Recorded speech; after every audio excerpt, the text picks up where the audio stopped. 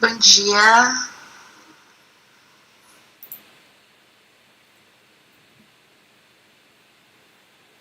Tentando para ouvir direitinho. Oi, gente.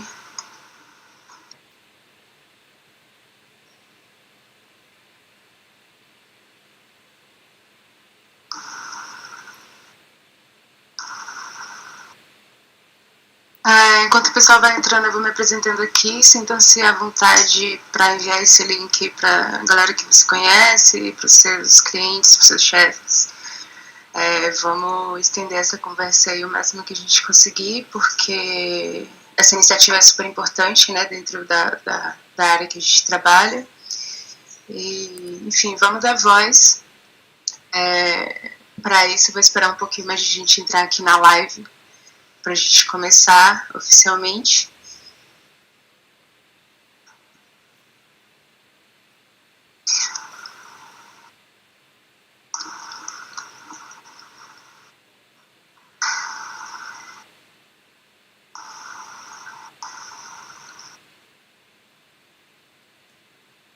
Vou começar me apresentando e apresentando o Comitê de Diversidade da Roche. Eu sou Yasmin, eu sou diretora de arte e faço parte do Comitê de Diversidade Racial e Diversidade Sexual da Agência Roche. Essa é uma iniciativa do nosso comitê da Roche Preta. E a premissa é que a gente crie uma agência mais diversa, mais inclusiva, que a gente consiga atender de melhor forma o nosso cliente e ter uma gama de funcionários que seja mais diversa possível, né? E dentro disso a gente teve uma proposta, uma iniciativa de fazer várias lives com conteúdo diversificado para o pessoal da agência. A gente percebeu que seria muito mais frutífero que isso fosse compartilhado com outras pessoas, com outras agências, com outras pessoas da área e qualquer pessoa também que tenha interesse pelo tema, porque o papo que a gente vai ter hoje aqui é super importante. Então sejam bem-vindos à nossa primeira live exclusiva. Já peço desculpa aí por qualquer erro que aconteça daqui para frente. A gente está fazendo um teste aqui e qualquer feedback que vocês tiverem, troquem ideia com a gente também para a gente melhorar e trazer um conteúdo ainda mais rico para a próxima. A gente está aqui com o João, que é da página Tinha Que Ser Preto Oficial, @Tinha Que Ser Preto Oficial no Instagram, vale muito a pena seguir. Eles trazem um conteúdo incrível sobre o povo preto no Brasil e a nossa presença na formação cultural da sociedade. E hoje o João vai falar com a gente sobre racismo estrutural, a convite da Roche. João, obrigada por aceitar nosso convite. Passo a palavra para você aí para ter um start e vamos trocar essa ideia para ver o que a gente pode tirar aqui de hoje. Bem-vindo. Obrigado, Yasmin. Bom dia para todo mundo da Roche. Primeiro eu quero agradecer esse convite. Fiquei muito feliz. Eu acho muito importante que cada vez mais empresas tenham essa iniciativa de tentar transformar o cenário atual em que a gente vive, que carrega um grande peso histórico dessa falta de representatividade, principalmente dentro da mídia. É uma das coisas que eu quero falar com vocês hoje sobre isso. Como você falou do Tinha Que Ser Preto, a gente faz um trabalho de resgate histórico de personalidades pretas brasileiras que são desconhecidas aí dos livros de história, né? Que muitas vezes a gente não conhece e a única ideia que a gente tem de representação de pessoas pretas é aquela ideia da escravidão, dos escravizados, né? Claro que isso é algo extremamente importante que a gente jamais pode esquecer, mas ao mesmo tempo a gente tem que trazer à tona todas as contribuições que a população preta fez para a história do Brasil, né? E todas as barreiras que foram criadas também ao longo desse tempo, ao longo do tempo que foi passando, desde lá de 1500 até os dias de hoje. E as consequências que a gente vive também. Mas é isso, eu estou muito feliz, obrigado pelo convite, obrigado Dani, Davi, todo mundo da Roche, e é isso.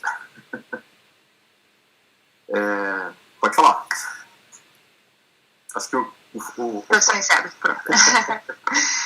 Acho que vale a pena a gente começar pelo começo, dando um panorama assim, histórico, né, que a gente já sabe, mas tem uma outra visão do descobrimento e como foi e tudo mais, para a gente entender por que a gente chegou aqui agora como sociedade, porque a gente tem uma quantidade grande de negros, uma representatividade pequena nos espaços, enfim, como que foi o processo para a gente chegar nisso. Acho que seria um bom start. Com certeza. Eu até preparei um material aqui para vocês, deixa eu ver se eu consigo compartilhar. Eu vou até compartilhar a tela, mas eu nem vou abrir o PowerPoint todo para a gente poder se ver. Peraí. Opa. Eu acho que vai ser bem bacana. Quando aparecer, você já me dá um ok, que eu já começo aqui. Tá ok, apareceu aqui, João. Pode ir. Legal. Então, eu acho que isso que você falou, Yasmin, é uma ótima introdução, porque não tem como a gente olhar para o presente hoje sem olhar para o passado, né? Eu trouxe até essa imagem da sankofa, né, que é um símbolo extremamente valioso, um ideograma, né, no Adinkira, que são símbolos aí ideográficos dos povos Akan, lá da África Ocidental, e a sankofa, ela tem um significado muito bacana, que é sobre a questão de voltar e pegar, ou seja, para a gente ver o presente, para a gente ver o agora, a gente precisa voltar no passado, resgatar alguma coisa para seguir em frente.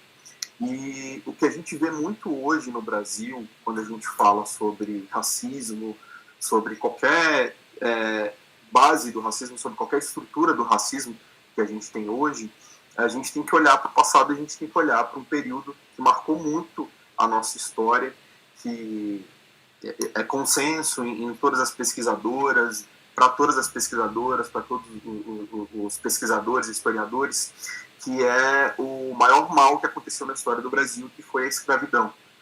A escravidão, ela durou aí entre uma média foram mais de 300 anos, começou mais ou menos ali bem no início de 1530 e se estendeu até 1888, né?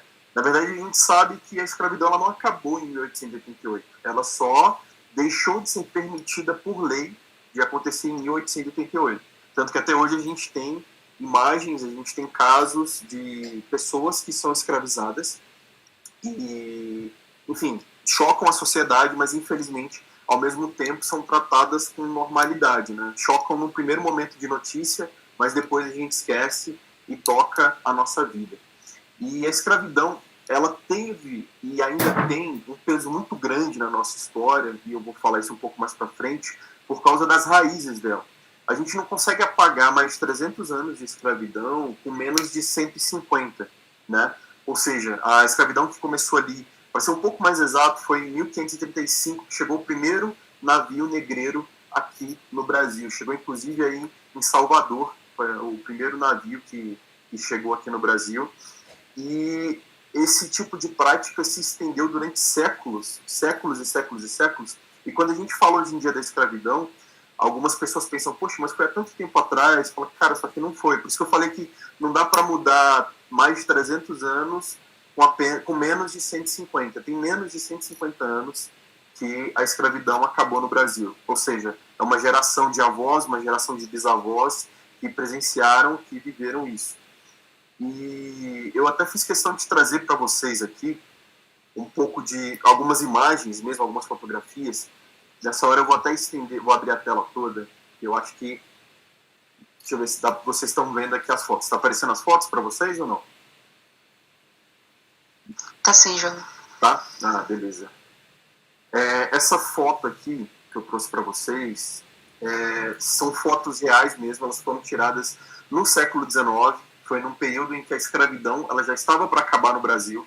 E eu achei mais valioso trazer fotos ao invés das ilustrações do Jean Debré, que são ilustrações bem conhecidas. Com certeza vocês, quando vocês pesquisam escravidão no Brasil, é uma das primeiras coisas que aparece para a gente. Mas eu acho que foto tem um peso muito maior e muito mais poderoso, porque a gente tem uma noção da realidade, né? Uma noção do que acontece, do que aconteceu mesmo. E essas fotos elas foram tiradas aí mais ou menos entre 1860 até, aliás, perdão, 1850 até 1887, ou seja, ali quase um ano antes de abolirem a escravidão no Brasil todo, no Brasil como um todo. E são fotos aqui do nosso país mesmo, são fotos, como eu falei, são fotos reais. Infelizmente a gente conseguiu recuperar de um acervo uma qualidade muito boa, uma qualidade muito alta. Até no projeto, no Tinha Que Ser Preto, a gente não costuma mostrar muito fotos da escravidão. A gente gosta de trazer as personalidades mesmo que transformaram essa realidade. Mas eu acho que para o dia de hoje é importante a gente mostrar isso. Porque quando a gente fala da escravidão, muitas vezes a gente associa só a ideia cinematográfica hollywoodiana, né? Porque por mais que a gente tenha tido, por mais que tenham feito parte da nossa história aí, grandes nomes do cinema que tentaram representar isso de alguma forma, como Zósimo Bubu, por exemplo, que foi o primeiro protagonista preto de uma novela no Brasil, ao mesmo tempo a gente não tem uma noção real disso, né? Poucas pessoas têm uma imagem real de como foi a escravidão no Brasil.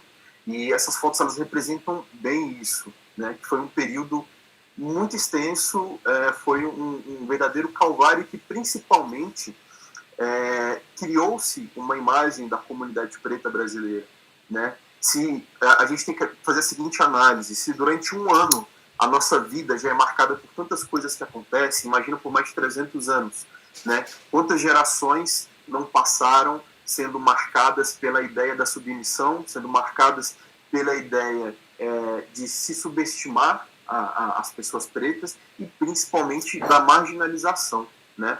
Que são coisas que, até nessa foto agora que vocês estão vendo, que a gente tem crianças que, obviamente, era a coisa mais comum, né? Era, você nascia escravizado, na verdade, você não nascia escravizado, você se tornava escravizado desde a nascença, né? Desde que você nascia, você já estava ali nessa vida, nessa luta.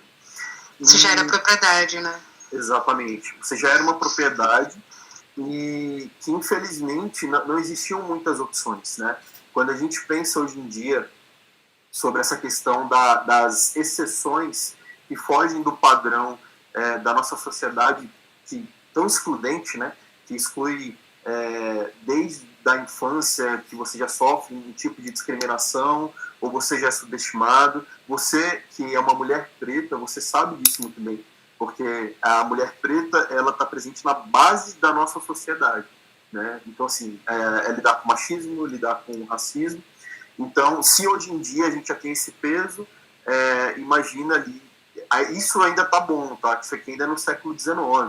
Algumas coisas foram acontecendo para tentar mudar um pouco o cenário. E até isso que a gente vai ver agora, que foram 3 leis que eu fiz questão de trazer aqui para vocês um pouco, que falam sobre, que influenciaram bastante a época da escravidão. A primeira delas é a Lei de Terras. Primeiro, gente, fiquem tranquilos, eu estou falando de data, estou falando de lei, mas isso aqui não é uma prova, ninguém vai ter que fazer vestibular de novo, nem Enem, fiquem tranquilos, é só mesmo porque é importante a gente conhecer um pouco sobre essa parte aí da nossa história. A gente ter noção também há quanto tempo foi, né, Neto? Exatamente, exatamente. E principalmente porque algumas dessas leis, em especial a Lei de Terras, ela tem uma influência muito grande nas consequências na consequência, né, que viria aí depois da Lei Áurea. Porque quando a gente pensa na Lei Áurea, muitas pessoas pensam que foi assinada a Lei Áurea, acabou a escravidão, resolveu o problema de todo mundo, e todo mundo, a partir daquele momento, tinha oportunidades iguais. Só que muito pelo contrário. O terreno, vamos dizer assim, sem trocadilho com lei de terras, mas o terreno ele foi preparado para garantir que o sistema construído, o sistema escravocrata, né, que o Brasil vivia, ele se estendesse ainda durante muito tempo, né? As consequências dele se estendessem durante muito tempo. A Lei de Terras ela foi criada em 1850. Vou fazer um resumo bem breve aqui para vocês. Ela basicamente foi uma espécie de reforma agrária, a primeira reforma agrária que teve no Brasil. Será que a gente pode chamar assim? Por quê? Porque antes, se você quisesse produzir algo ali do século XIX para trás, se você quisesse ter terras ou alguma coisa assim, você basicamente demarcava uma área, né? Por meio dessa demarcação você começava a produzir algo ali, pagava os seus tributos, pagava as taxas, enfim, mas aquele terreno passava a ser seu. Então você tinha como prosperar, você tinha como produzir algo e ter aí o seu sustento, né? Toda a sua independência. Mas em 1850, a lei de terras mudou isso completamente. Basicamente, você só poderia ter terras se você comprasse esse terreno diretamente do Império, se você comprasse do governo regente ali que a gente tinha na época. Ou seja, pouquíssimas pessoas tinham recurso para comprar terras. Então, isso influenciou muito, porque como foi no século XIX, e o século XIX é exatamente no período em que já se tinha uma certeza de que a abolição chegaria, não era mais uma questão de se a abolição chegaria no Brasil, mas quando chegaria no Brasil, acaba que você dificulta a vida das pessoas que em algum momento receberiam ali, teriam de volta a sua liberdade. Então, essa lei de terras, ela prejudicou muito, e principalmente, junto a ela também, a gente teve uma outra lei, que foi, estou tentando lembrar aqui o nome da lei, a Lei Saraiva. A Lei Saraiva, ela não está aqui nessa lista, mas foi uma lei que basicamente proibia que pessoas pretas, né, em sua maioria, e ao todos pessoas escravizadas, aprendessem a ler e a escrever. E junto a essa lei ainda, tudo isso no século XIX, tá? Por isso que eu falo que foi uma preparação para a Lei Áurea, que chegaria em algum momento. Ainda ali no século XIX, a gente teve uma outra lei que só permitia que pessoas específicas participassem do processo eletivo, né, do direito ao voto. E a gente sabe muito bem que dentro da nossa sociedade, desde o começo, se você não vota, se você não tem voz ativa dentro aí de uma eleição, você não é levado em conta, você não é considerado. Então nada é feito pensando em você. Então a gente soma a Lei Saraiva, a gente soma a Lei de Terras, e a gente soma essa lei também, que foi até pouco depois da Lei de Terras, aí, que foi promulgada, que excluía pessoas analfabetas do processo aí de eleição. A gente tem como consequência uma sociedade que não só marginalizou, mas eliminou qualquer possibilidade de transformação de pessoas pretas e pessoas escravizadas dentro do Brasil. E, paralelo a isso, a gente ainda teve essas outras duas leis, que foi a Lei do Ventre Livre, de 1871, e a Lei do Sexagenário, de 1885. Essas leis são duas leis assim feitas, vamos dizer, simplesmente para falar, olha, a gente está tentando mudar alguma coisa. Claro que a gente não pode tirar o mérito do movimento abolicionista no Brasil, que sempre fez pressões enormes, ali com nomes como José do Patrocínio, como Luiz Gama, como André Rebouças, que tinham uma participação muito ativa no movimento abolicionista para tentar mudar a realidade das pessoas escravizadas aqui, mas, ao mesmo tempo, essas leis elas não tinham uma eficiência tão grande. Por quê? A Lei do Ventre Livre, provavelmente, imagino que todo mundo que está assistindo aqui agora já deve ter ouvido falar, era a lei que permitia que as crianças, né, que nascessem ali a partir dessa data, elas teriam a sua liberdade garantida. O problema é que, na verdade, quando essa criança nascia, ela não tinha para onde ir, ela tinha que ficar com a mãe dela. Então, ela acabava vivendo ali dentro da fazenda da mesma forma e trabalhando também da mesma forma, sem remuneração, porque, afinal de contas, na cabeça do senhor de engenho, ele estava fazendo... Exatamente. Era um favor deixar a criança continuar morando ali junto com a mãe. Então, ela precisava trabalhar para pagar aquela moradia. Então, essa lei não teve uma eficiência propriamente dita tão boa, né? Não teve um recurso tão bom. E a lei dos sexagenários, que é ainda mais absurda, que falava que as pessoas ali, a partir de uma certa idade, 60 anos, elas teriam direito à liberdade. Só que acontece que a taxa de mortalidade era muito alta nos escravizados no Brasil.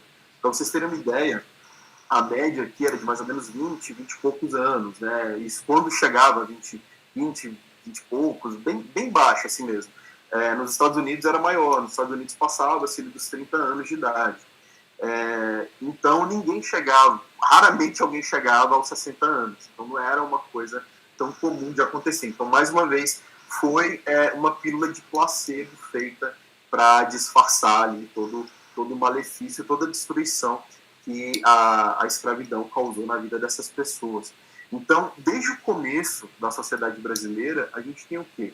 A gente tem um sistema que exclui, um sistema que destrói e, principalmente, um sistema que faz com que boa parte das pessoas pensem que ele não é algo destrutivo, que ele não é algo errado, que ele não é algo que acaba com as oportunidades. E a gente vive isso até hoje. Tanto que essa ideia no Brasil de falar do que a gente chama de democracia racial, né, que é uma ilusão, que é a ideia de não, todo mundo tem sim oportunidades iguais, as coisas funcionam iguais para todo mundo, só que infelizmente não é verdade. E esse discurso ele é sustentado ali desde o século XIX, de que não, ó, você está livre agora, você consegue fazer o que você quiser. Só que, como a gente vai ver aqui um pouco mais para frente, não é bem assim, está bem longe, foi bem longe de ser assim também. Minho, quando você quiser falar alguma coisa, fica à vontade, tá? Aqui não, tô à vontade, Estou falando aqui, mas é um papo aberto. Se a galera quiser mandar perguntas também, fica à vontade, que eu estou vendo aqui do lado pelo chat.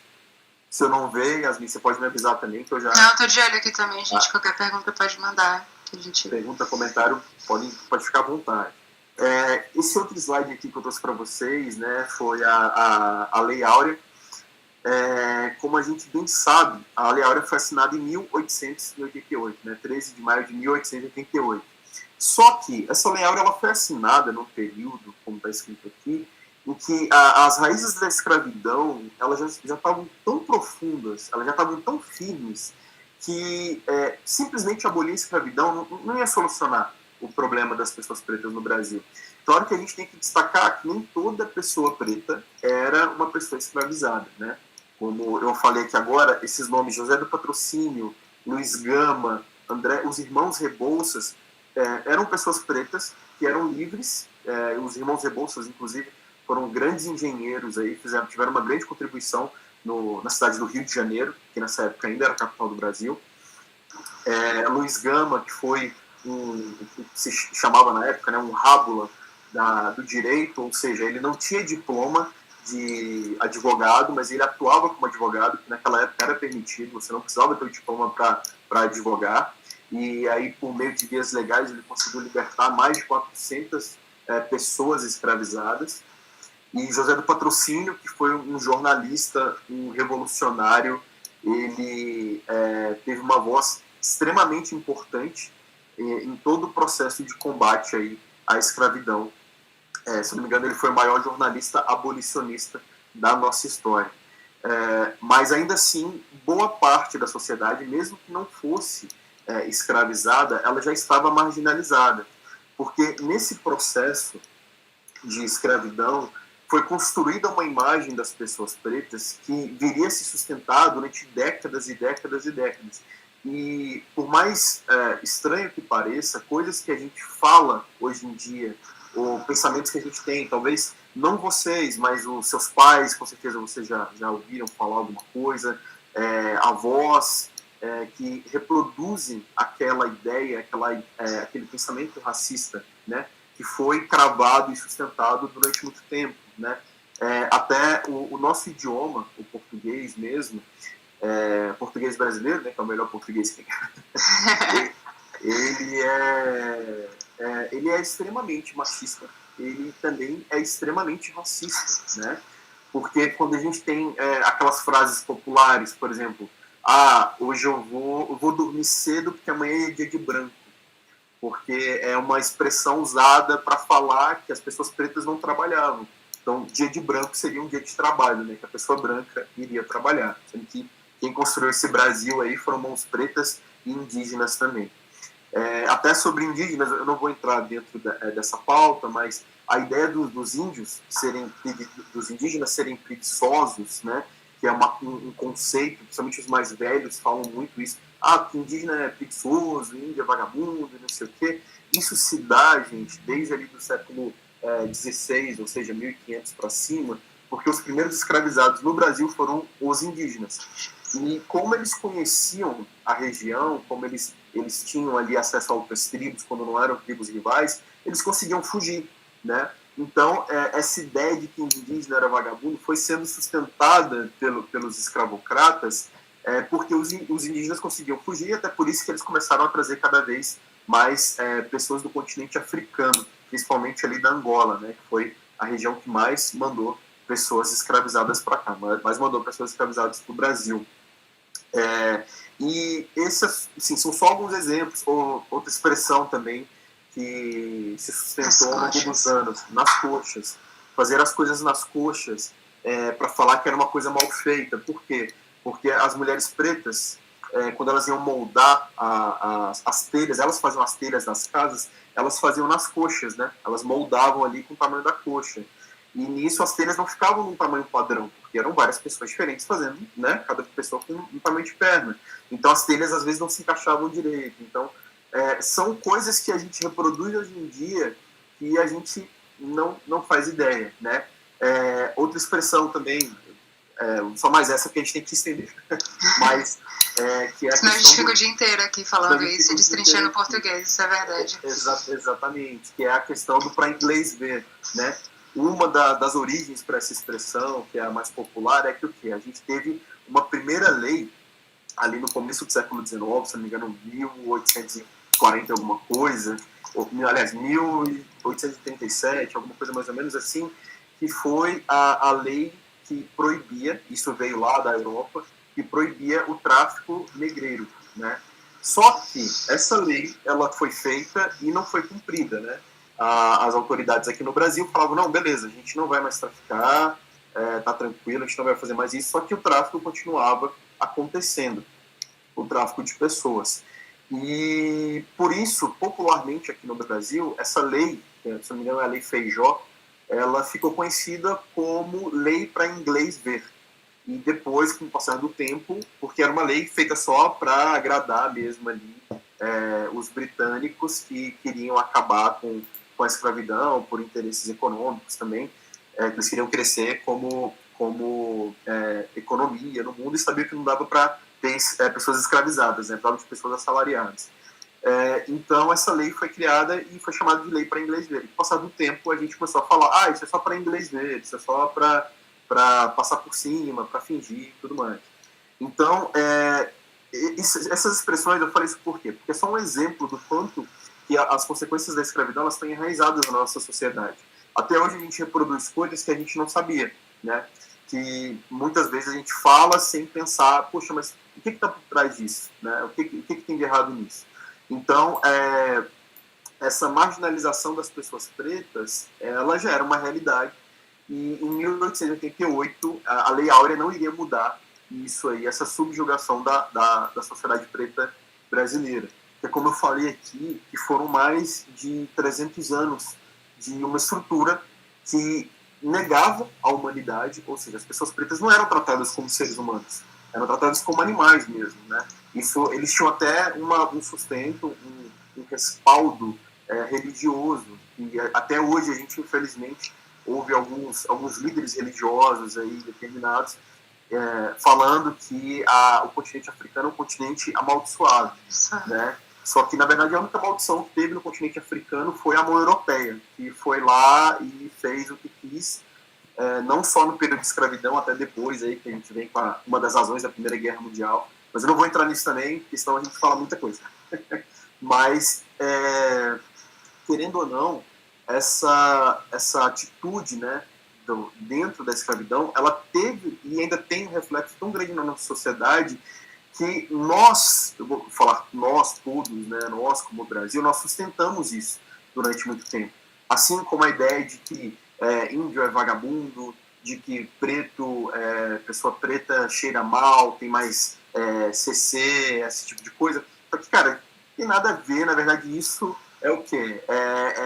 Partindo da ideia de que as outras pessoas que trabalhavam no sol, como vocês viram nas fotos aqui que eu mostrei antes, eram as pessoas pretas, então só mais parte do racismo que veio criando a sua estrutura, né? Que é o que a gente tem hoje de racismo estrutural, que é o quê? É a normalização da discriminação racial que a gente tem dentro da nossa sociedade. Normalização é disfarce também, né, Neto? Porque a gente não entende isso como ofensa, assim, mas é uma brincadeira, é só uma coisa, não é tão grande assim, mas na verdade isso é culturalmente enraizado na gente, assim. Exatamente. Então, assim, por isso que eu até falei essa questão das frases que a gente fala, porque a gente vai reproduzindo as coisas de maneira tão natural que quando chega alguém para te confrontar, para falar, cara, pera um pouco, olha o que você está falando, né? Como diria choque de cultura, assim, o que você está dizendo, você tem certeza que o que você está falando não está errado? A pessoa até fica um pouco assustada, fala, opa, peraí, mas agora é racismo? Eu falo, não, sempre foi.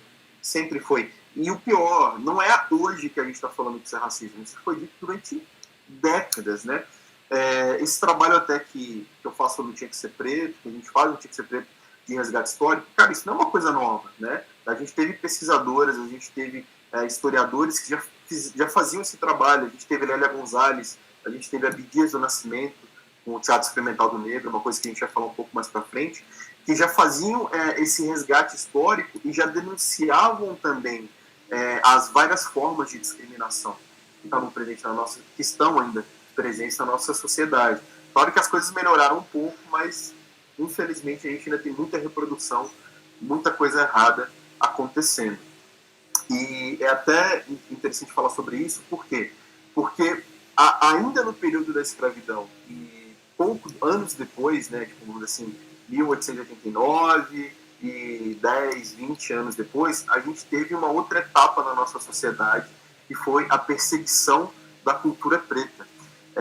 E o que foi essa perseguição da cultura preta? Possivelmente vocês já ouviram falar alguma vez que a capoeira ela já foi proibida e ela já foi perseguida e extremamente marginalizada. Por quê? Porque ela era uma prática dos escravizados e era não só uma forma de defesa, como uma forma de valorização da cultura, né? Das raízes africanas aí que a gente tinha. Inclusive, parte da capoeira ela tem uma influência muito grande de algo chamado, se eu não me engano, dança da zebra, né? Que era uma espécie de luta feita com os pés, em que as pessoas lutavam como se fossem zebras mesmo, assim, virando de costas e levantando a perna, e a capoeira ela foi evoluindo com o passar do tempo. Então, para as autoridades responsáveis da época, isso era preocupante também, porque, poxa, como é que a gente vai destruir a humanidade deles se a gente permitir que eles resgatem a cultura e as tradições, né, que vieram lá do continente africano.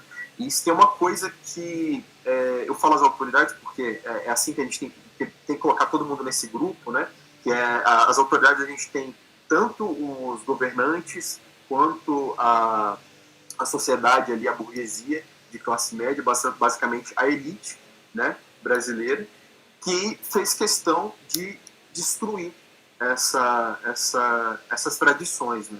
Então, essa perseguição da cultura preta, a gente teve aí. Essa é uma cena muito boa também, essa que vocês estão vendo agora, que é exatamente ali dois capoeiristas lutando e uma autoridade, um policial da época ali do Império, chegando para parar, né, para proibir. E só para vocês terem uma ideia assim, de como que funcionavam as coisas, a capoeira ela já era perseguida, né, desde muito tempo, desde muito antes. Se eu não me engano, ela foi proibida por lei oficialmente ali em meados de 1889, né, ou seja, um ano depois da abolição da escravidão. Se eu não me engano, foi nessa época, foi nesse ano. E ela basicamente falava o seguinte: você poderia praticar a capoeira desde que você não praticasse com mais de uma pessoa, ou seja, duas pessoas, e não tivessem rodas, né, em volta, que basicamente é o que a capoeira precisa, mais de uma pessoa para você poder jogar e a roda em volta, que são as pessoas que vão participar depois, que vão acompanhar. Então, assim, foram criados mecanismos para dizer, olha, não é que a gente está dizendo que não pode, você só não deve fazer dessa forma. Então, basicamente foi isso. E isso se estendeu ali até a década de 30, até o governo Vargas, que resolveu liberar a capoeira por uma grande influência de um mestre preto também, que foi o mestre Bimba, que ele criou a capoeira regional, e essa capoeira regional acabou caindo na graça das pessoas, e com isso a gente teve aí a liberação da prática da capoeira, né? Foi crescendo cada vez mais. Outra coisa também que sofreu bastante perseguição foi o samba. O samba ele era muito mal visto. Ele era visto como coisa de malandro, como coisa de vagabundo. Mas por que ele era visto como coisa de malandro e vagabundo? Porque quem praticava, quem tocava, quem estava sempre presente ali nas rodas de samba eram as pessoas pretas, né? Majoritariamente as pessoas pretas. Então, desde o começo, a gente tem essa ideia de que tudo que é associado à população preta é coisa de vagabundo, é coisa de marginal, é coisa de criminoso, né? E essas três palavrinhas, elas acabam impregnando a cabeça da nossa sociedade, que sustenta isso durante anos, e anos, e anos, e anos, e não necessariamente ligando só ao samba e à capoeira, ligando à imagem da pessoa preta, do povo preto, exatamente. Então, se os homens que estavam no samba, eles eram vagabundos, as mulheres que estavam no samba, elas não tinham pudor, elas não valiam nada, elas eram, sei qual expressão usar, Yasmin, melhor, mulheres da vida, enfim, mas a questão é o quê? É a imagem da mulher preta que foi sendo cada vez mais construída, isso ali num período já pós-abolição, de que a mulher preta não era uma mulher de respeito, né? E a gente tem as consequências disso até hoje, né? Com a ideia de que algumas pessoas ainda sustentam isso de que a mulher preta não é uma mulher com relacionamento sério, né? Isso aí já entra num campo que é dentro da solidão da mulher negra, que eu recomendo, inclusive, no final dessa... Rapidinho, Neto. Vou fazer um convite. Mês que vem a gente vai ter um bate-papo sobre a solidão da mulher negra. Como é o mês da mulher, a gente também vai trazer essa iniciativa. Vai ser uma próxima live. Então, fiquem ligados que a gente vai convidar vocês, você também, Neto, perpetuar esse convite pra galera, pra gente discutir exatamente isso que você tá falando. E mais numa visão atual, assim. Mas, de qualquer forma, vai ser essa a nossa pauta. Não, maravilha. Não, e com certeza, até eu queria falar que no final aqui da live eu vou mandar depois para a agência um PDF com algumas sugestões de leitura, né? Então sempre tem material muito bom, tem vozes de pessoas que querem falar sobre isso, né? Que a gente não pode pensar que toda pessoa preta é um Wikipedia de informações sobre a história da comunidade preta. Então tem pessoas que falam sobre isso, mulheres que têm um trabalho de pesquisa maravilhoso em cima dentro desse conteúdo, dentro dessa pauta, que fica a dica aí de leitura para vocês. Depois eu vou mandar esse PDF. Então, a capoeira, o samba e, claro, as religiões de matriz africana também foram extremamente perseguidas. A gente tem até um nome que se destaca muito, que é a mãe menininha do Gantoá, que é de Salvador também, né, minha? Aí da nossa maravilhosa Bahia, que teve uma participação muito importante na desconstrução dessa imagem das religiões de matriz africana, né? Do que a gente pode chamar de demonização das religiões de matriz africana, e que até hoje a gente ainda sente o peso disso, né? Quantas vezes a gente não ouve, não lê, não assiste notícias de terreiros que foram atacados simplesmente por existirem, né? E com a justificativa de que é o desejo do Deus cristão, que ele quer que destrua, que é o demônio. Por quê? Porque quando essas religiões elas chegaram aqui no Brasil, junto com as pessoas, né, junto com o povo preto, a primeira coisa que foi feita pelas autoridades foi associar isso ao erro, associar isso ao inferno, ao castigo, à punição, ao demônio, né? E é uma coisa muito importante que a gente tem que falar. Yasmin, você mesmo que segue, né? Você que é candomblessista. Inclusive, rapidinho, era um argumento muito utilizado para evangelizar os povos pretos de que parte desse sofrimento que eles estavam passando era por conta da religião que eles tinham e traziam de casa. E que isso motivava tudo que eles estavam vivendo agora. Então é aquele rolê de você também culpabilizar e falar: isso que eu estou infligindo você é sua culpa por conta da religião que você tem. Exatamente, exatamente. Então, assim, a gente tem essa ideia da sociedade, boa parte da sociedade, de que o quê? De que as religiões de matriz africana, elas flertam com o demônio. E o demônio, ele é cristão. O demônio não existe nas religiões de matriz africana. Tanto que uma coisa que é sustentada, que não faz o menor sentido, é a questão até do sincretismo, né? é a associação de Exu com demônio. Então, assim, uma coisa que não tem nada a ver, não tem relação nenhuma. Mas a gente sabe muito bem, claro, eu falo isso com respeito a todas as religiões, mas a gente sabe muito bem que o medo é uma arma muito poderosa. Então, exatamente isso que você falou, Yasmin, quando a gente pega um conceito de que, olha, esse seu sofrimento, ou você está passando por um mal, por um problema, é culpa disso aqui, ó, dessa sua religião, então vem para cá que você vai ser salvo, que você vai ter uma vida muito melhor. Um flerte de esperança aí, né? Enfim, e a gente teve muito esse peso muito grande da perseguição e da capoeira, do samba e das religiões de matriz africana. Eu falei da mãe menininha do Gantois, inclusive no Tinha que Ser Preto, a gente fala sobre ela também, porque ela foi uma figura muito importante aí para destruir um pouco, para acabar com essa perseguição que os terreiros sofriam.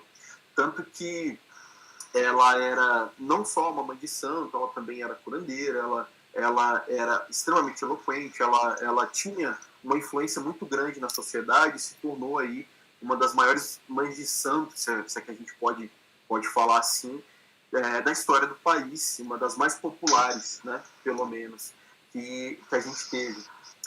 Inclusive, ela tratou de um ex-presidente, acho que, se não me engano, foi o Venceslau.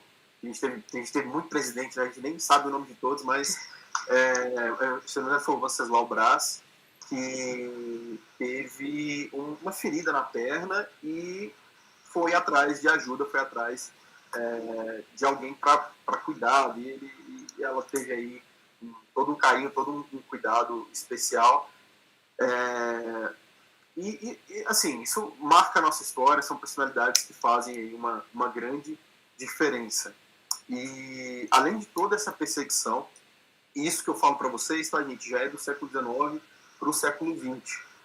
A gente ainda teve a pressão e todos os malefícios do movimento eugenista, né? O movimento eugenista brasileiro.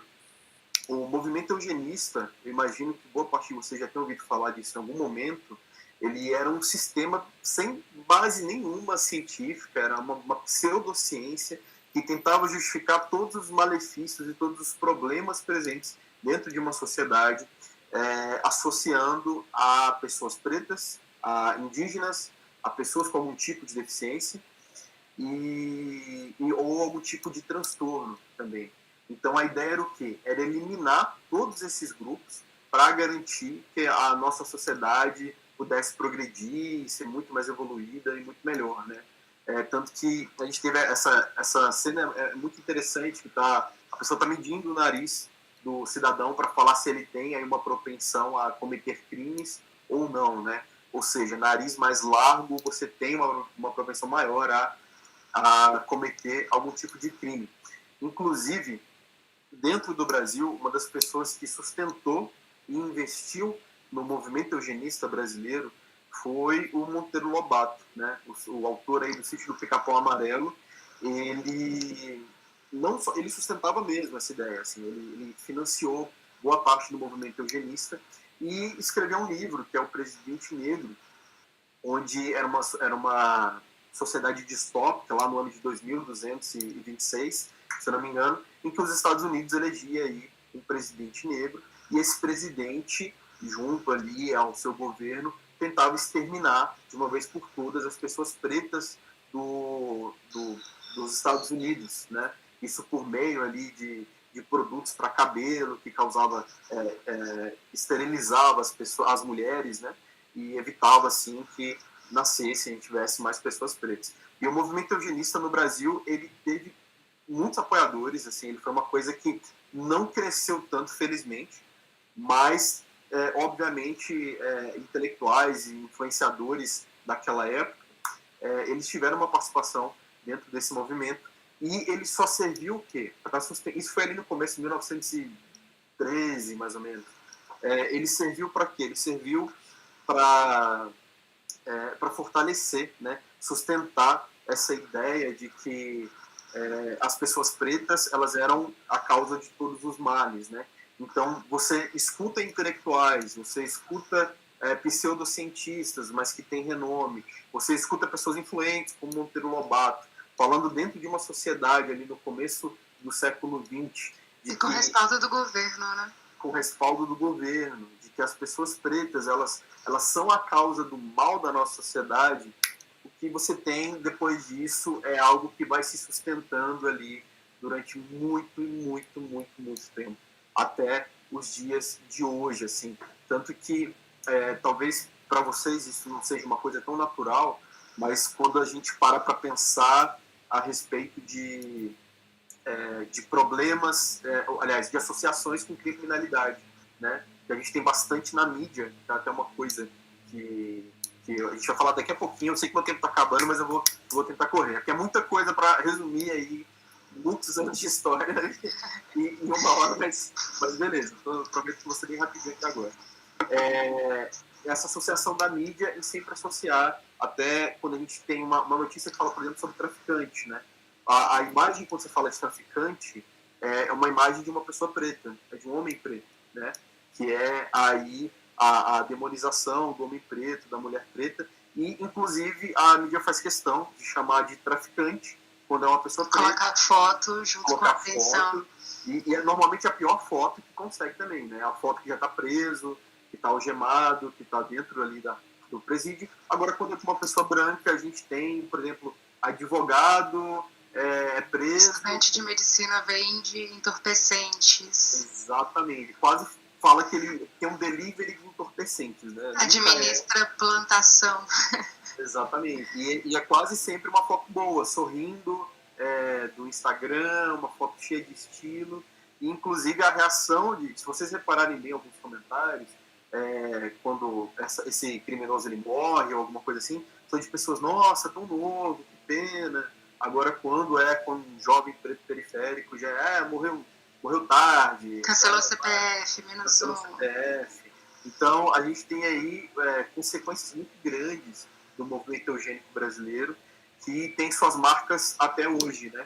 Inclusive, quem foi criança preta aí nos anos 80, nos anos 90, eu sei que é todo mundo bem jovem aí na agência, sabe bem um conceito popular que se tinha sobre afinar o nariz, né?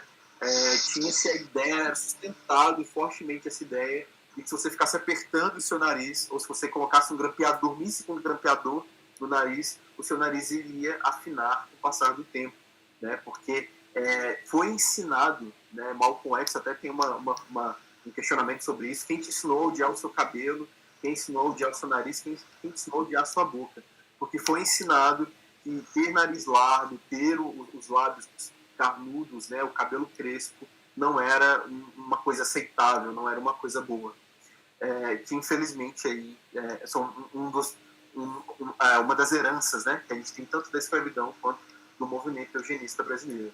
Até a questão da confusão racial também, né, Neto? Que quando o movimento eugenista fez aquelas classificações de mameluco, cafuso, crioulo, preto, indígena e branco, que era uma classificação assim de quão mais aceitável você era na sociedade, quão menos aceitável você era na sociedade. Isso gera também hoje uma confusão racial muito grande de pessoas que são pretas e não se entendem pretas, porque elas querem se entender uma outra coisa, porque são morenas, enfim, qualquer outra coisa que não faz tanto sentido. Assim, foi tudo fruto desse movimento eugenista, dessa pseudociência, como você falou, né?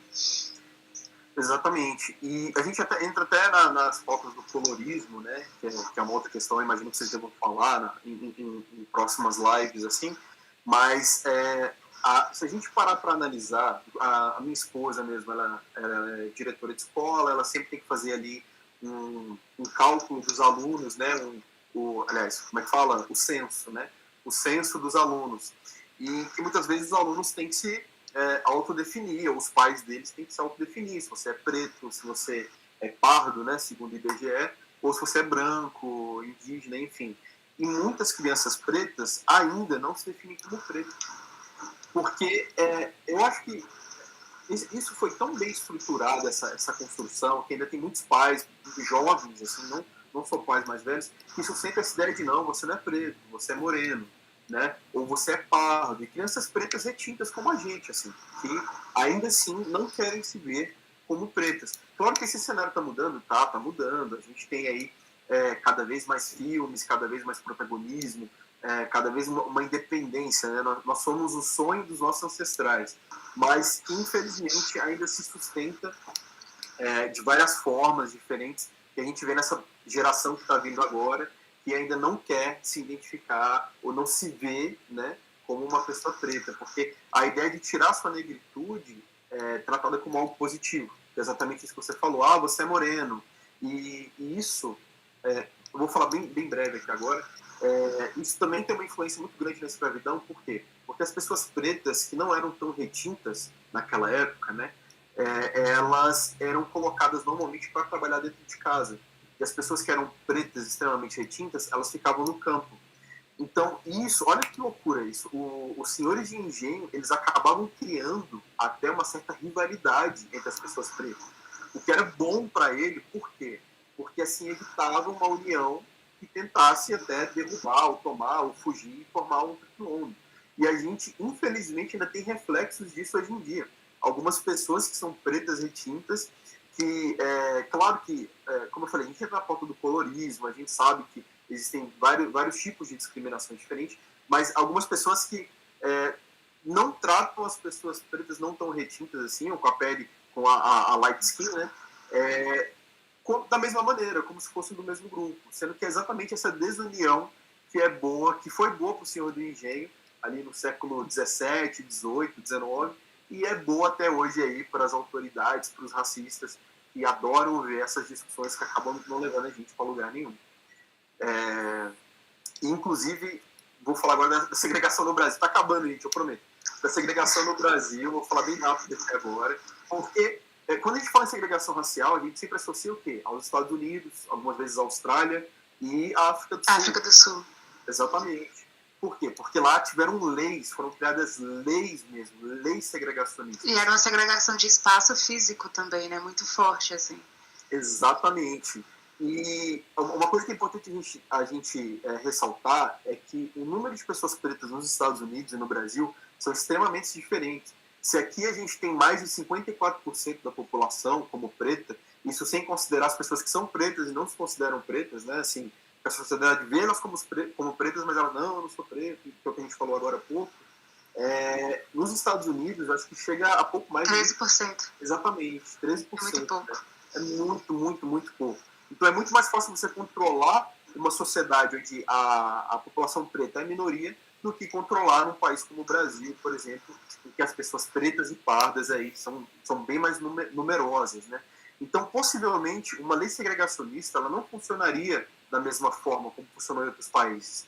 Porém, essa segregação ela acontecia no Brasil e ela acontecia com frequência. Como, por exemplo, a gente teve a criação da Liga de Futebol Porto-Alegrense, né? Que ficou conhecida como a Liga dos Canelas Pretas. E por que essa liga foi criada? Porque os dirigentes dos clubes de futebol no Brasil e os jogadores também não aceitavam a ideia de times que escalariam ou escalassem jogadores pretos. Então não era permitido que pessoas pretas jogassem futebol em grandes times no Brasil. Tendo isso em vista, a gente teve aí uma organização de jogadores pretos do sul do país, lá de Porto Alegre, que criaram aí o que ficou popularmente conhecido como a Liga dos Canelas Pretas, que era uma liga só de jogadores pretos. Então, a segregação, a exclusão no Brasil, ela acontecia não por lei, mas de forma natural. Era orgânico, entendeu? Não era uma coisa patrocinada, vamos assim dizer. Você não tinha uma lei dizendo que você podia fazer aquilo, mas você sabia que você podia e você fazia aquilo. Uma foto muito boa que tem é essa da grande, maravilhosa escritora Carolina de Jesus, que inclusive recebeu, abre parênteses, ontem, o título de doutora pela Universidade Federal do Rio de Janeiro, doutora honoris causa, né, assim, que é extremamente merecido pela contribuição dela na literatura, o trabalho dela. Essa foto é muito bacana, porque ela participou de um evento de autores e autoras na cidade de... Enfim, não lembro agora a cidade, mas durante o evento ela era a única autora que estava sendo separada ali por uma bancada. Ela também não tinha um contato tão direto assim com as pessoas. A gente está tendo aqui, a gente tem essa, até uma apresentadora também, essa matriz, essa mulher que está tendo contato, uma autora que está tendo contato ali com ela, mas ela basicamente ficou excluída dos outros autores, e ainda assim vendeu todos os exemplares que ela levou, foram mais de 50 exemplares, o que é muito pouco, se parar para pensar num evento como esse, porque as pessoas não faziam muita questão. E o que chama a atenção é que essa matéria do Cruzeiro, que era esse jornal da época, ela traz a Carolina de Jesus como alguém sem nome. No jornal não se fala o nome de Carolina de Jesus. Ela é tratada apenas como favelada. Então, no texto, nessa matéria, fala-se a favelada autora de Quarto de Despejo esteve presente. Até, eu acho que nesse textinho que aparece aqui no cantinho embaixo, não vai dar para vocês lerem, mas ali fala exatamente isso. Então, não se fala o nome de Carolina. E ela era sempre tratada a canto. Assim, por mais que muitas pessoas tivessem admiração real por ela, era deixado bem claro de, olha, Carolina, o seu lugar não é aqui. Você está aqui porque você escreveu o livro, então você vai estar presente. Então, esse segregacionismo, como chama de segregacionismo brasileira, ele acontecia de várias formas diferentes. As pessoas, mulheres, por exemplo, nos concursos de beleza, não era permitido a participação de mulheres pretas, né?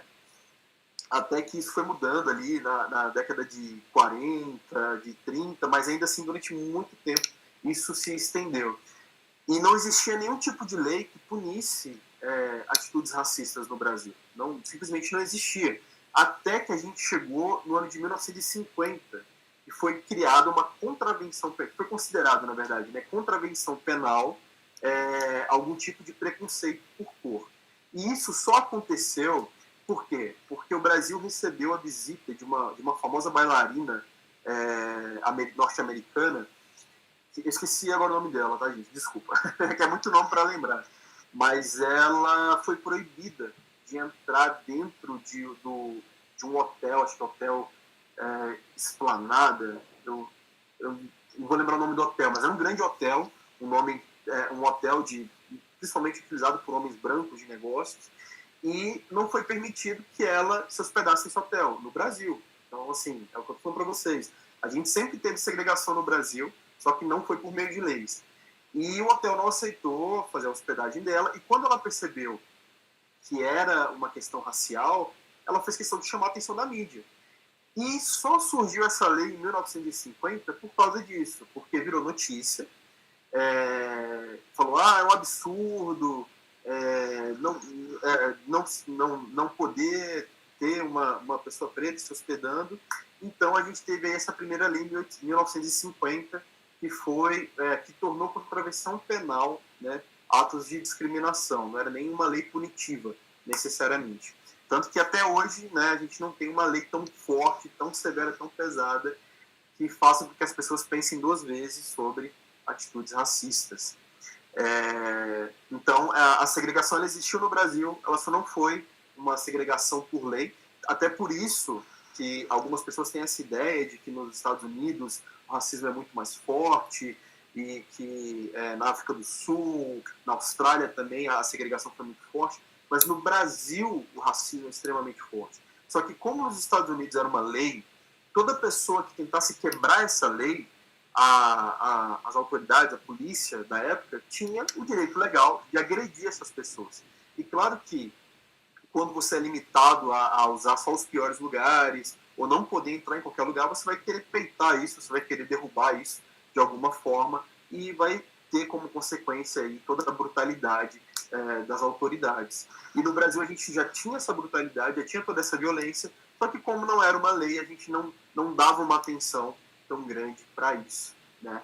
E um outro peso também que a gente teve com o passar do tempo foi a questão da representatividade. Como é que fica isso? Como é que fica essa questão da representatividade na nossa vida, né? Dentro da nossa sociedade? Eu queria destacar dois tipos de representatividade. A primeira é a representatividade dentro da mídia, né? Que é uma coisa que vocês como agência, vocês com certeza percebem muito isso, vocês estão tendo essa iniciativa muito bacana, parabéns novamente, mas a gente ainda tem um caminho muito longo para percorrer. Eu trouxe até essas duas manchetes aqui, que fala sobre essa questão da evolução da representatividade de pessoas pretas dentro da publicidade, vamos falar primeiro dessa área. Ela melhorou, mas ainda segue muitos estereótipos, né? E, principalmente, a gente ainda tem um discurso que teve até um publicitário famoso que ele falou isso nos anos 80. Estou tentando lembrar de quem que ele é pai agora. Eu sei que ele é pai de uma pessoa, de um publicitário também famoso de agora. Mas que ele fala que não... É um vídeo recente, tá, gente? 1980 é 30 anos atrás, aqui, há pouco tempo. Porque quem tem mais de 30 é novo, né? A gente tem que combinar isso aí, é jovem. Mas em que ele fala que ele não contrataria atores pretos, pessoas pretas, para fazer divulgação dos produtos, porque associar produtos com pessoas pretas é algo negativo, é algo ruim, porque preto não consome, sendo que isso é bem o contrário. As pessoas pretas são uma das que mais consomem dentro da nossa sociedade, e ele deixou isso bem claro. E se a gente fazer uma viagem de 30 anos no passado e voltar, a gente vai perceber que, infelizmente, isso é um discurso que ainda se sustenta de várias formas. Como, por exemplo, a gente teve uma vez uma campanha, se eu não me engano, foi uma campanha de uma perfumaria aqui do Brasil, que usou uma família preta. Né? Usou uma família preta, simplesmente uma família preta, tal, não sei o quê. Isso trouxe à tona, no Twitter, em várias outras redes sociais, uma série de reclamações de pessoas falando: mas eu não estou me vendo nessa família preta, olha aí, tá vendo, é mimimi, é vitimismo. Assim, simplesmente colocaram uma família preta dentro dessa propaganda. E a gente ainda tem essa sustentação de discurso, né? Ou seja, que não se usa a família totalmente preta em campanhas ou em qualquer outra coisa. Eu trabalhei com publicidade aí durante 12 anos da minha vida, e eu convivi muito com isso. Assim, eu tive muitas reuniões em que o cliente, por exemplo, ia fazer uma reunião sobre definir o casting, né? Ali, a escalação das pessoas que iam aparecer, e eu ouvi da boca do cliente quando a gente estava selecionando, assim, por exemplo, era um filme com umas 15 pessoas, mais ou menos, aqueles filmes rápidos que aparecem pessoas, e a gente escolheu umas 3 pessoas pretas, 4, e o cliente falou: não, tá bom, já tem muita pessoa preta, já tá beleza. E é aquela hora que a gente, sei lá, para e fica, meu chefe tá aqui do meu lado, se ele não falou nada, como é que eu vou falar alguma coisa aqui agora? Mas tenho certeza que provavelmente vocês já tiveram muitas vivências assim também, talvez tenha passado despercebido, mas é uma coisa que acontece bastante. E a luta contra estereótipos das pessoas pretas na mídia, ela não é uma luta de agora, né? Principalmente, eu trouxe essas 3 imagens aqui para vocês. O que a gente chama de estereótipo? Em novelas, em filmes, principalmente em novelas, né, que o Brasil é um país muito rico, né, nessa área de novela, a gente tem ainda a representação majoritária de pessoas pretas em funções de servir, né? Ou seja, como empregados domésticos, como segurança, ou até como criminosos. Mas peraí, tem algum problema a pessoa trabalhar como empregada? Tem algum problema a pessoa trabalhar como segurança, como motorista, alguma coisa assim? Então, definitivamente não tem problema nenhum, né? Todo trabalho é digno, todo trabalho é importantíssimo dentro da nossa sociedade. Inclusive, merecem e devem ser até mais valorizados. O problema real que a gente tem é associar a pessoa preta somente a cargos e trabalhos... De servidão, subserviência. Exatamente. Então, quando você pensa que uma mulher preta só pode ser representada, até a do canto direito superior, é uma cena recente de novela, só pode ser representada como empregada doméstica, então aí a gente tem um problema. Recentemente a gente teve até uma novela que se passou em Salvador, né? Recentemente, há uns 3, 4 anos, e essa novela tinha um casting com pouquíssimas pessoas pretas. E Salvador é o lugar do mundo ali fora do continente africano que mais tem pessoas pretas. Exatamente. Então, assim, e a gente tem um país com 54% da população preta, né? E ainda, dentro de novelas, a gente não tem aí essa representatividade tão equilibrada, né? Que demonstre isso de maneira tão equilibrada. Tanto que, em alguns casos, algumas novelas, acho que colocar uma mulher preta como advogada é o bastante. Fala, olha, já coloquei ela como preta como advogada, então o restante do casting já vai ser do jeito que eu quero. E isso, quando a gente volta um pouquinho no passado de novo, essa imagem que vocês estão vendo aqui no canto esquerdo é da maravilhosa, espetacular Dona Ruth de Souza, que foi aí a nossa primeira protagonista numa novela, primeira protagonista preta numa novela aqui no Brasil, na novela A Cabana do Pai Tomás. Se vocês repararem, esse ator que está na frente dela não é um ator preto, é um homem branco, que foi feito um blackface. Né? Isso é muito corriqueiro na produção audiovisual brasileira, né? De você representar outras etnias sempre com uma pessoa branca ali, que, sei lá, às vezes toma um solzinho e pronto, você vai servir como negra, como indígena, puxar seu olho e agora você é oriental e pronto, sabe? Tipo, toda essa representatividade sempre é feita por uma pessoa branca. Exatamente. E a gente é exatamente isso que você falou, Yasmin, porque assim, ao invés de usar uma atriz, um ator, e nessa época, gente, Dona Ruth de Souza, a gente tinha o grande Milton, né? A gente tem ainda o grande Milton Gonçalves, né? Que é um ator espetacular também, dentre vários outros atores pretos, e que podiam ter assumido esse papel, mas não quiseram colocar ele como protagonista, um ator preto como protagonista, inclusive que nessa época ainda era uma época de censura militar, né? Da ditadura militar. Então, preferiram fazer um blackface, né? E além da gente ter o blackface, a gente tem ainda o whitewashing, né? Que você já deve ter ouvido falar também, que é quando a gente muda a etnia de uma personalidade e coloca-se uma pessoa branca, né? Seja antes o original uma pessoa preta, oriental, indígena, e coloca-se alguém branco. Inclusive a gente tem a Harriet Tubman, você já deve ter ouvido falar dela, que foi uma ativista ali durante a Guerra Civil Americana, era uma ex-escravizada que se tornou espiã, ela é simplesmente espetacular, e ela é uma mulher preta, retinta, que, se eu não me engano, em 1998, mais ou menos, Hollywood considerou fazer um filme da história dela, utilizando a Julia Roberts como protagonista. Então, assim, enfim, vocês teriam uma ideia, mais ou menos, de como as coisas funcionam. E aqui no cantinho a gente tem até a Léa Garcia, que é uma outra atriz espetacular, que felizmente a gente ainda tem nos dias de hoje, mais um exemplo, né, de que ela está ali atuando como escravizada, porque assim, igual parte das emissoras, das novelas colocam, né, quando é um papel de escravizado, usa-se uma pessoa preta, quando é de um príncipe do Egito, usa uma pessoa loira de olhos azuis. E o papel de escravizado secundário também, né, Neto? Porque se o escravo for um personagem principal, ele vai ser o escravo branco. Exatamente. Infelizmente é muito o que acontece. E quando a gente fala dessa questão da luta por representatividade, é muito importante a gente lembrar também do Teatro Experimental do Negro, criado por Abdias do Nascimento. Isso aqui são 2 fotos de ensaios aí que eles tinham, que basicamente, o Abdias é esse que está aqui no centro, tá? Na imagem no canto direito, que basicamente era um grupo de teatro que recriava peças, né, onde as pessoas pretas tinham a oportunidade de não apenas atuar como estereótipos, né, como criminosos, em trabalhos... Foi exatamente isso agora que a gente falou. Então valorizava-se ali o trabalho das pessoas pretas, isso no meio do século passado, no meio do século XX.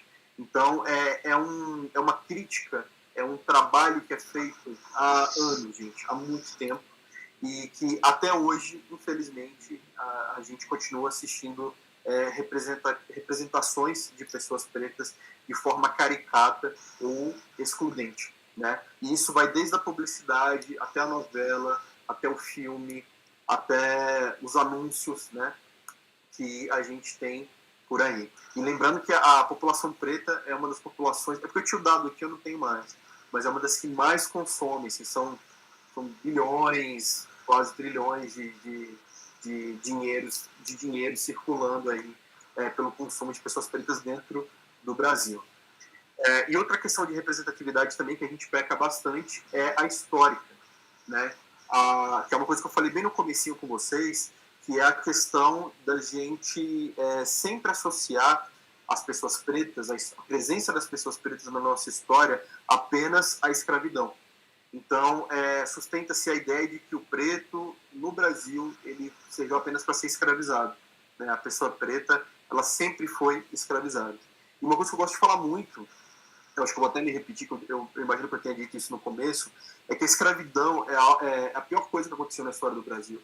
A gente não pode esquecer ela jamais. A gente tem que entender todo o peso que ela teve, como vocês puderam ver aqui, nessa apresentação de hoje, que ela teve na nossa vida, que ela tem até hoje, mas definitivamente ela está bem longe de ser a verdadeira contribuição das pessoas pretas na nossa história.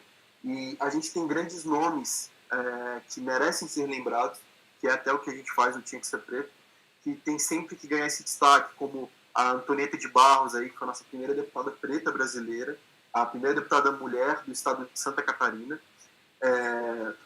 que dentre vários outros projetos, ela tinha uma preocupação muito grande com a educação geral, ela tinha uma preocupação já naquela época com a questão de acessibilidade, que todas as pessoas elas deveriam ter acesso a uma educação de qualidade, porque ela sabia que era um dos principais alicerces aí para tentar, né, mudar e lutar contra esse sistema que a gente vive hoje.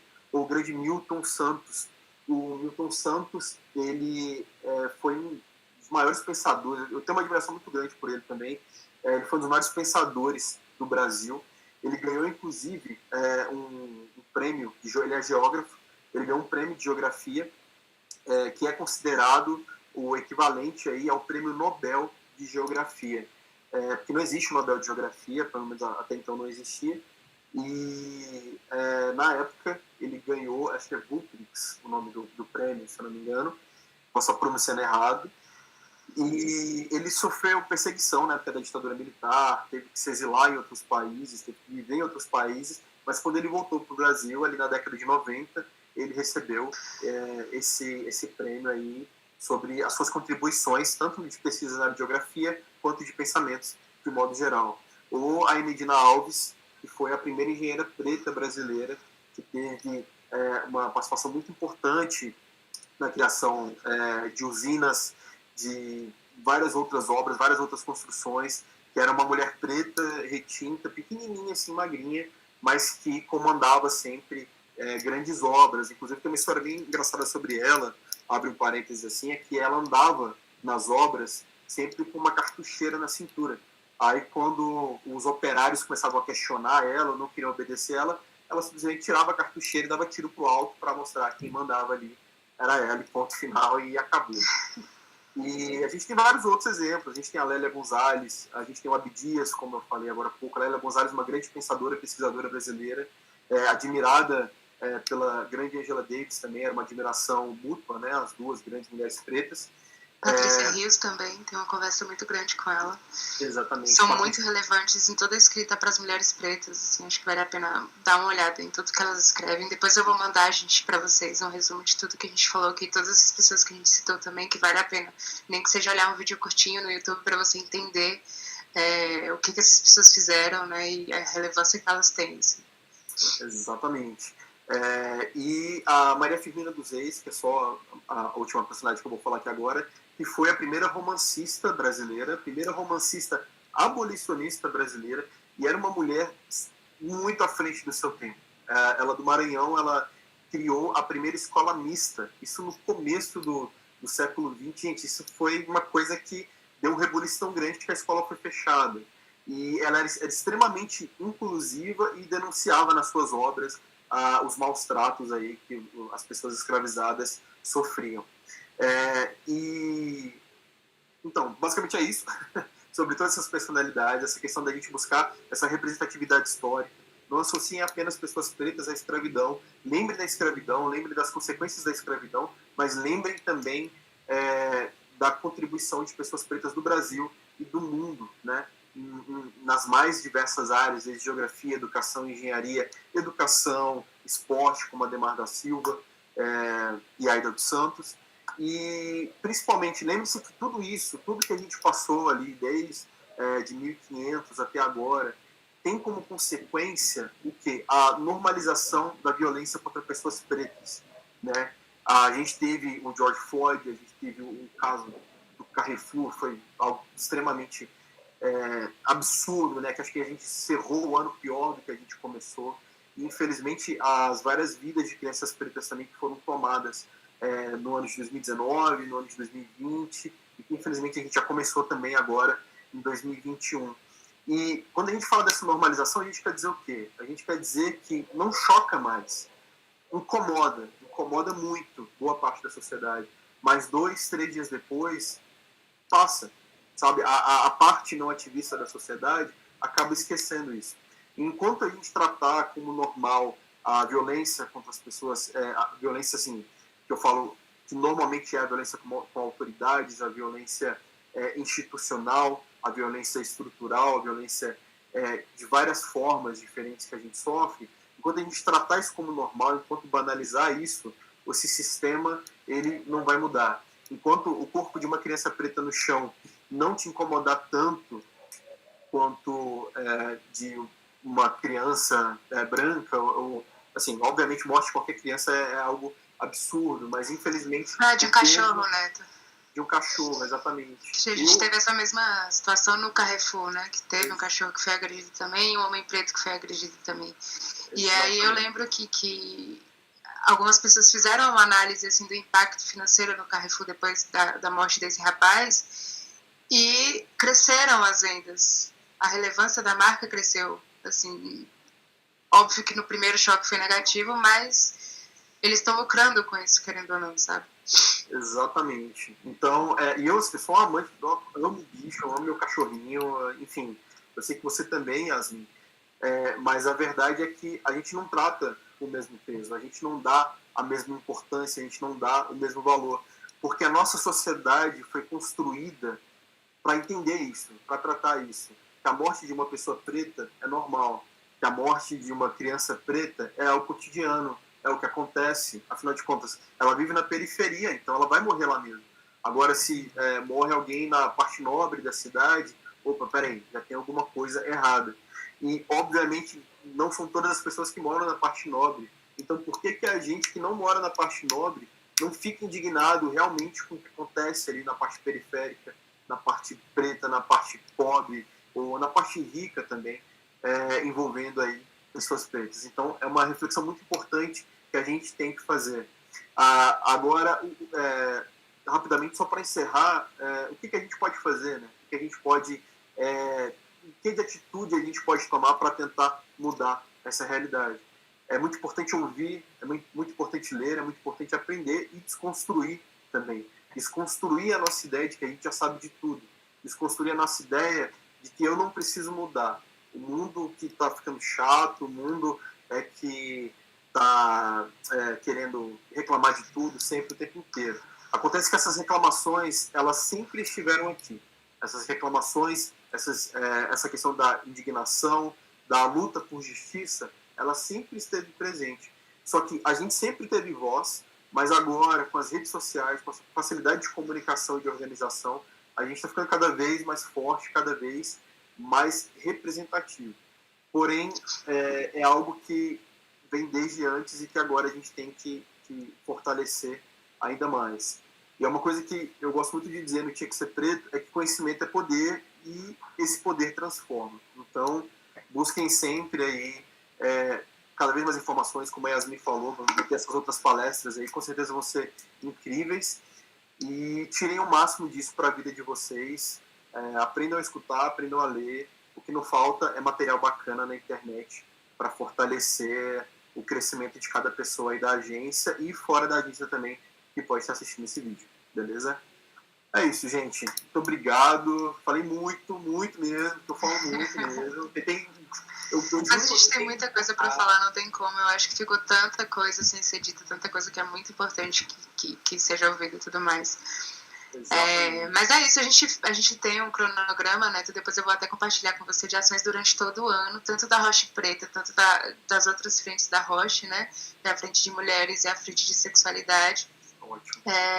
E a gente vai ter vários outros debates aqui ao decorrer do ano e tudo mais. Então, a gente ainda tem muito tempo para evoluir e aprender muito mais aqui dentro desse espaço que a gente está construindo, né?